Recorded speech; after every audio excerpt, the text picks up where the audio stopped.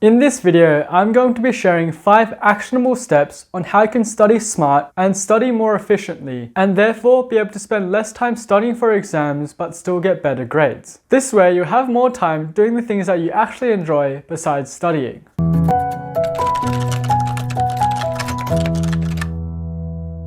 Hey, so for those of you who don't know me, my name is Shane and I'm a third year engineering and commerce student at the University of Sydney. On this channel, we share a lot of studying tips and tricks as well as insights into college and uni life. So if any of that is useful or interesting to you, subscribe to this channel to not miss out on any more of these videos in the future. This video is the 3rd episode of the Study Smart, Study Hard series, and it leads on from the first Study Smart episode where I talked all about prioritization of your tasks. So I recommend, if you haven't seen that episode already, pause this video first, click over here to watch that first episode, and then come back to this one.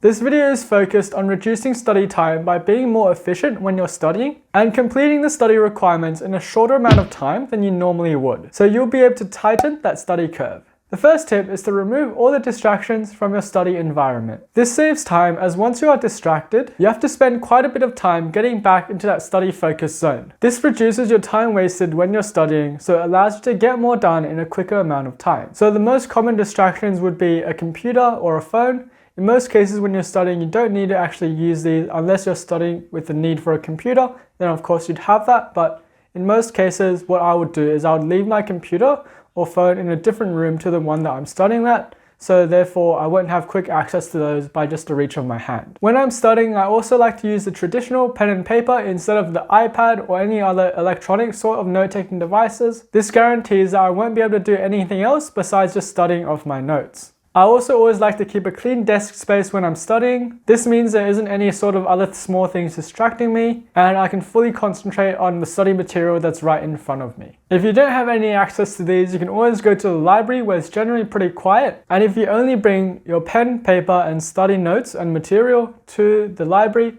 then that's the only thing you can possibly do there. So it guarantees you won't have any distractions when you're studying. If your study environment is too loud and it's quite distracting, you can always use noise cancelling headphones. The best ones out there are the Bose Quiet Comfort 35s, while I use the Osdom ANC 7s. This ensures that you aren't distracted by any loud noises or people talking around you, and you can fully concentrate on what you're doing. Listening to things like lo-fi music or even songs that are on repeat are perfectly fine, as they generally won't distract you, but if you're listening to new songs, then the lyrics that you probably haven't heard before will probably be causing a distraction. The second tip is to set time limits and objectives when you're studying. This helps by motivating you to just be more efficient and getting it done quicker because you are under that pressure. This is like doing an assignment last minute or sitting an exam under timed conditions where you're forced to concentrate 100% and work through really quickly, and you can just simulate this environment by setting deadlines for the work that you're doing at that time. You can also reward yourself with a longer break if you do manage to finish a study task early, and this is just further incentive for you to get things done quicker. For example, if I allocated 2 hours to finish my mathematics homework and I managed to finish it in 1 hour, then it means I have an additional 1 hour break that I can use to, for example, play some football or watch some YouTube videos as a break. If you have a look at my timetable, I set time limits for how long I want to spend on each task, and I generally try to set reasonable amounts of time. This way you don't procrastinate as you have a time limit, and it guarantees that you don't waste time when you're trying to complete that task. You might be thinking that the downside to this is that you're sacrificing quality for gaining speed. But if you're setting reasonable amounts of time that you believe are accurate for how long that task should take, then you should be perfectly fine and there shouldn't be any issues with this one. This also really helps you avoiding the trap of trying to be that perfectionist, which is literally trying to memorize every single point and every idea and understand everything 100% in the entire course. Generally, when you're studying and taking exams, there's always going to be a few things you'll forget, or just things that you can't possibly do because you haven't learned that properly or it's just simply too difficult. So it's generally impossible to get 100% in every exam all the time. So what this means is that you don't need to be a perfectionist, you just have to be at a decent level to be able to get a good score that you're happy with in those exams. This just requires far less effort than if you were trying to be that perfect.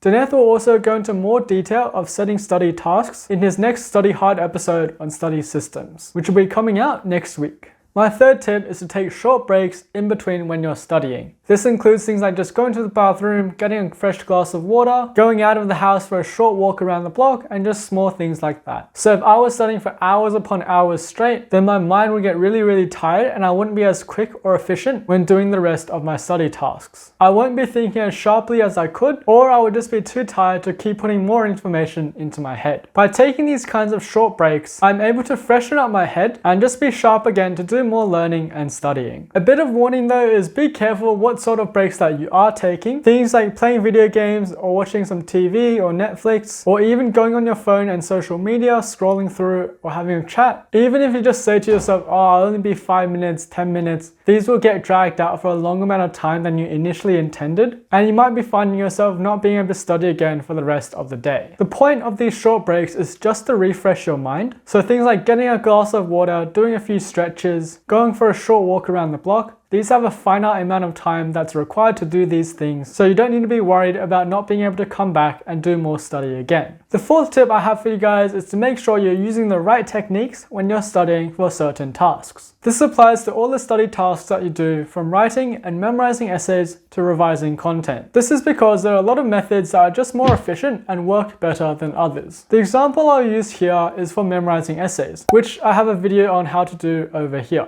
For example, if you're just reading through your essay over and over again, it's not really a good memorization technique, and it'll take you a really large amount of time to be able to effectively memorize that essay, and in the end your accuracy probably won't be that high because all you're doing is just reading and reading it over again. However, if you read it a few times, which is what I talk about and discuss in my how to memorize an essay video, and then after that you test yourself by covering up the essay and writing it down, and then on the bits that where you do get stuck, change it to a different color, for example red, and this really helps you identify where the weaknesses are and which bits are hard to memorize. Once you're focusing on the parts that are really difficult, this really helps to speed up your essay memorization process, and you can generally get it done in a much shorter amount of time, and it will also yield more accurate results. So definitely, whatever study task you're doing, make sure you're using the most efficient and effective technique for it, as it will mean you're a lot more efficient and effective, and you'll be able to complete it in a faster amount of time. The fifth tip is to clarify any issues or things you're stuck on through getting help right away. This is important as it means you don't get bogged down on one thing and you can move on a lot quicker, which is going to save you a lot of time. For example, if there's a concept in maths that you don't understand, then what you can do is, if you're in class, then ask your teacher a quick question and ask them if they can explain it again to you to make sure you fully understand it before moving on. Or if you're not in a class situation, then it's really easy to just message one of your friends, or if they're next to you, then just ask them, would you be able to explain this to me? I don't really understand it at this time. Trust me, getting someone who knows how to do something and guide you through understanding it yourself is a lot quicker than just trying to learn something that you have no idea how to do by yourself. This not only saves you time when you get stuck at a difficult problem, as you can get past it a lot quicker, but it also allows you to keep that momentum going and keep that focus when you're studying, so you won't be feeling drained and tired after spending a lot of time trying to figure something out that you had absolutely no idea how to do all by yourself. So this leads on nicely to tip number 6, which is where you should also help others who are stuck on things and help them explain concepts that they might be struggling with. Not only are you helping someone else out, but by explaining a concept to someone else, you're also reinforcing your own understanding of that idea or concept. And if they ever question you on things that they're struggling with and asking you questions, that further tests your own knowledge and helps you find any gaps that you might actually have where you thought you understood it, but you actually have a few issues with it. So this is an efficient way of helping you find out your weakness areas really quickly, and it's a quick way to make sure that your understanding and grasp of that concept is actually very strong. A good way to implement the last 2 strategies is through a study group, where you can get 1 or 2 people max to study together and explain and test each other if anyone is stuck or doesn't understand anything, since it will be likely that there will be things that you don't understand but they do, and vice versa, where they don't understand something but you do. This allows everyone to go through whatever it is that they're studying together, and also strengthens each other's understanding by testing each other along the way. Make sure there aren't too many people though,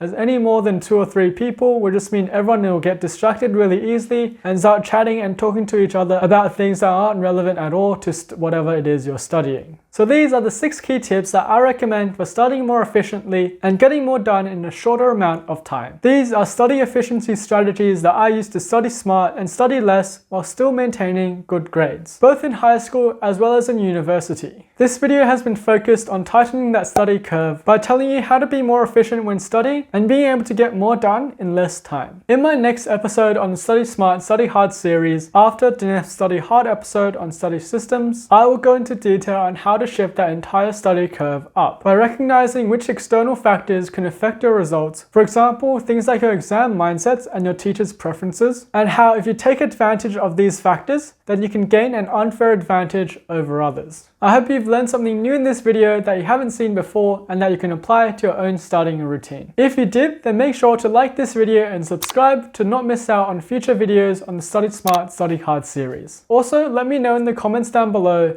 which of these tips you already use in your studying routine and how useful you've been finding them. As always, take care and I hope to see you guys in the next video.